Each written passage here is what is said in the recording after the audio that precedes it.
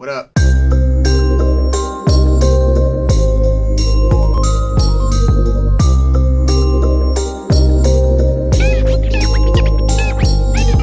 Alright, so what we're going to do is we're going to talk about Martin Luther King, because Martin Luther King is a pivotal role in the civil rights movement. He was a pivotal character in the ever changing landscape of the world that it is today. Thanks to that man, I am standing in front of you. Thanks to that man, my children are standing in front of you. And so there's got to be a lot that's got to be said about that man in particular. But what I'm here to do is tell you about 5 different things that you may or may not have known for this specific transcendent figure in modern day history. It's so funny to say this because, so growing up, whenever I was trying to be in front of people, trying to talk in front of people, I always thought I was just like, I'm not good at this. I'm really not. And it led me to believe that I really honestly didn't have a calling for this kind of stuff, where here I am now feeling, like I can make a difference.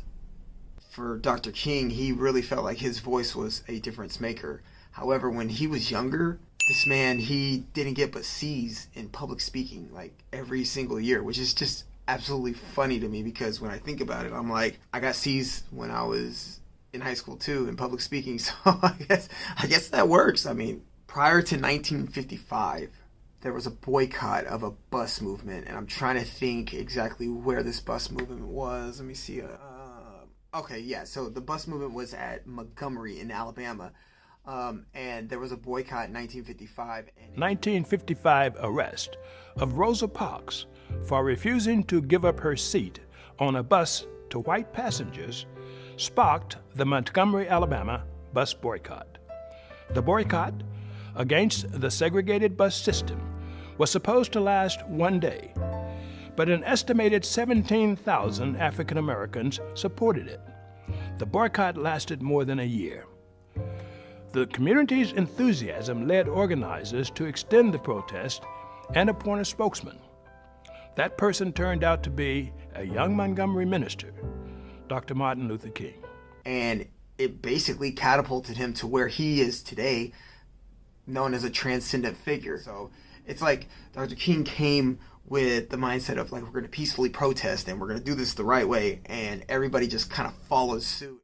One thing that I can say about Dr. King that was just kind of mind-blowing was at the age of 35, which to some people watching this, they'd be like, 35, that seems old. But it really honestly, at 35, you're really honestly coming into your own. Dr. King won the Nobel Peace Prize, which...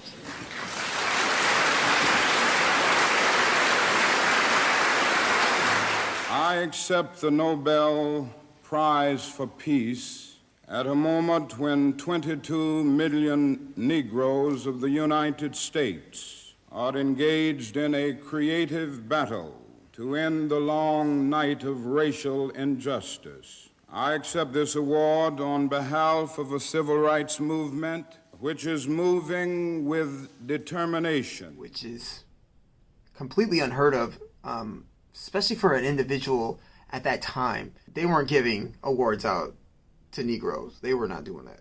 They hated us.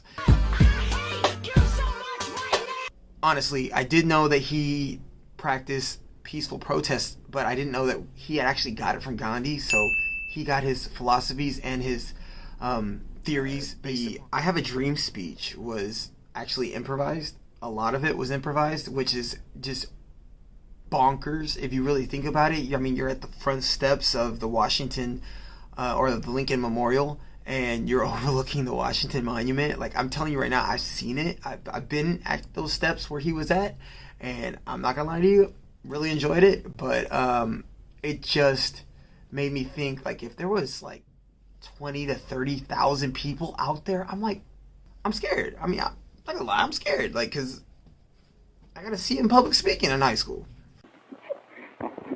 During a press conference which he gave on Capitol Hill, King saw an unexpected visitor at the back of the room. It was Malcolm X. After the conference, the two men met face to face. This encounter that King had always avoided unfolded in front of the press and photographers.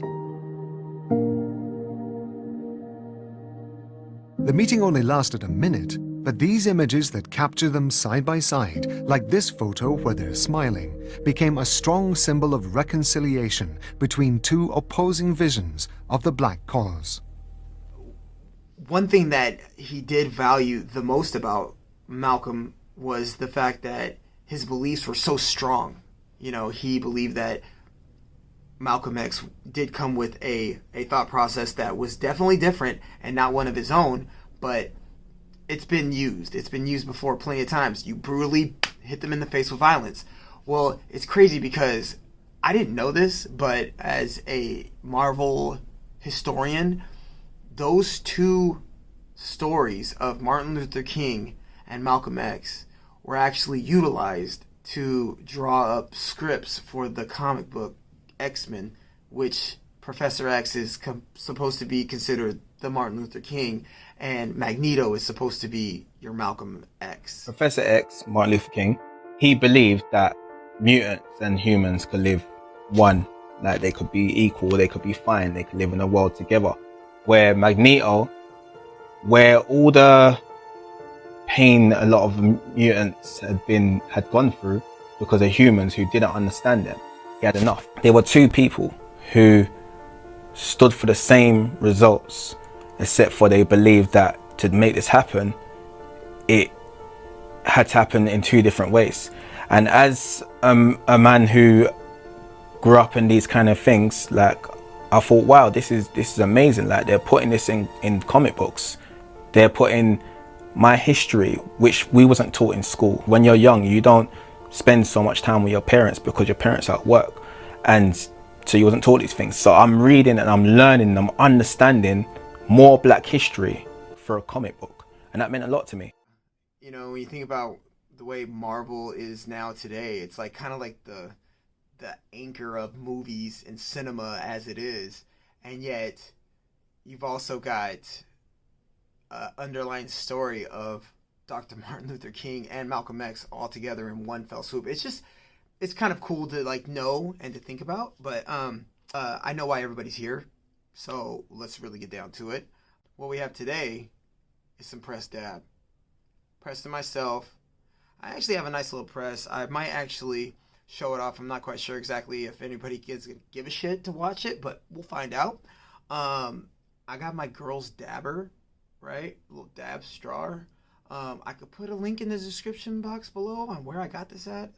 I have a nice little Amazon list you can kindly follow and, you know, give me some money for. All right. But in all sincerity, it's time to hit this motherfucker. Yeah. So it was crazy just kind of like figuring out this whole Martin Luther King business and trying to really honestly try to come up with something with that you guys didn't really know. And it kind of blew my mind, really honestly, to figure out that whole undertone of Martin Luther King is